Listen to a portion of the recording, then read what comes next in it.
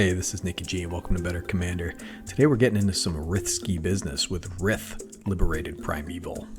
Melania has just told me that thanks to my stellar leadership, fantastic, Rith the Primeval has been liberated. Okay.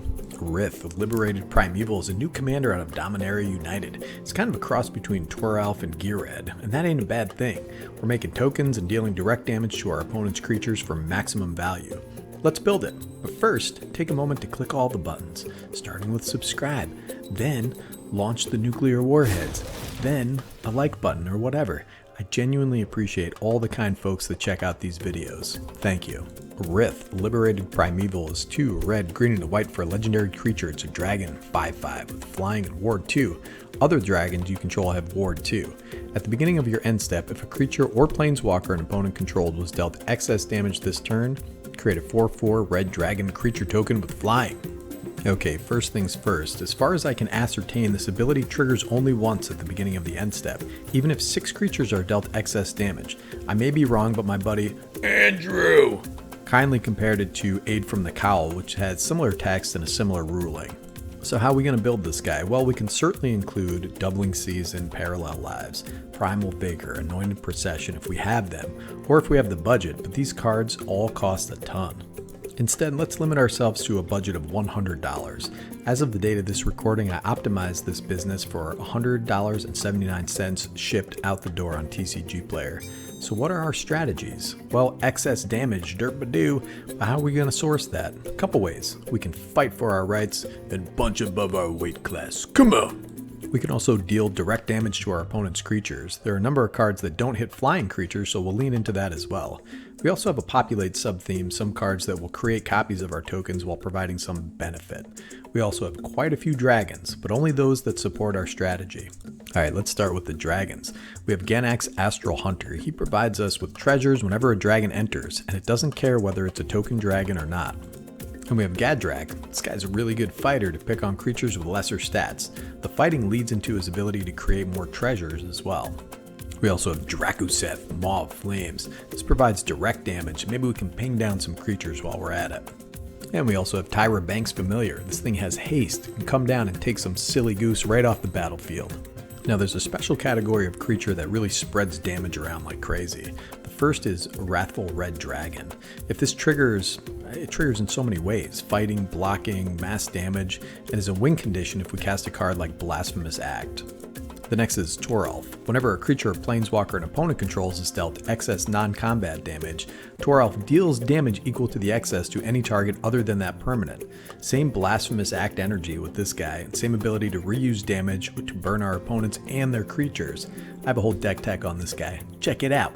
Alright, let's cover some good populate cards. Sundering Growth can take out a troublesome artifact or enchantment, and Rootborn Defenses can save our board and plop another token onto the battlefield. Ghired's Belligerence is X red for a sorcery. It deals X damage divided as you choose among any number of target creatures. Whenever a creature dealt damage this way dies this turn, populate. This transitions us nicely into our direct damage sub-theme that we're going to be rocking. We already touched on a little bit with Blasphemous Act, but we have Earthquake, Subterranean Tremors, Fault Line, Magma Quake. These are all X spells that hit every creature without flying. These can clear out our opponent's utility creatures and trigger Rith. Meteor Swarm is 4 mana to do 8 damage to 1 creature, or 5 mana to deal 4 damage to 2 creatures or whatever. You do the math, it's a good card. We also have Comet Storm, Electro Dominance. It's one of my all-time favorite cards, Volcanic Offering, 4 red for an instant. Destroy target non-basic land you don't control and target non-basic land of an opponent's choice you don't control. Volcanic Offering deals 7 damage to target creature you don't control and 7 damage to target creature of an opponent's choice that you don't control. This is like a 4-for-1 in this deck, plus you get a dragon token if Rith is out there. And if you want to win, you gotta fight. And if you get knocked down, take the standing 8 count and come up fighting. Come on! We got Ovenwald Tracker. He makes other dudes fight. We got Gruul Rage Beast out there raging at bars and raves. Kogo the Titan Ape. This is just a sweet card. King Kong ain't got nothing on this guy. So this guy's out there. He's fighting. He's smashing in. He's doing all kinds of stuff. And we have a couple Domri Raids who can instigate some fights. These are pretty good planeswalkers in a deck like this.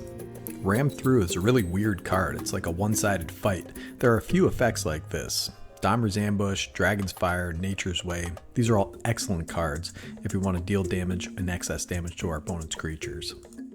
There are also a couple larger fight spells that don't target creatures we control at all, but any creatures on the battlefield. Clash of Titans and Blood Feud. These can decimate our opponents, take out troublesome creatures, and trigger Rith. Of course, we put in Azuri's Predation as our other board wipe. Get on in there. This guy's gonna be fighting and scrapping and creating us a bunch of creatures. Overall, I think Rith is a real character and a really interesting card. Versus any creature-based decks, there's tons of interaction and we're going to keep the board relatively clear. If our opponents are playing combo, we might be out of luck, but in a casual combat meta, this thing gets pretty absurd and can also be tuned up very easily. Try it out, goldfish it. I really like this commander. Never stop fighting. Come on! This is Nick G from Better Commander, signing off.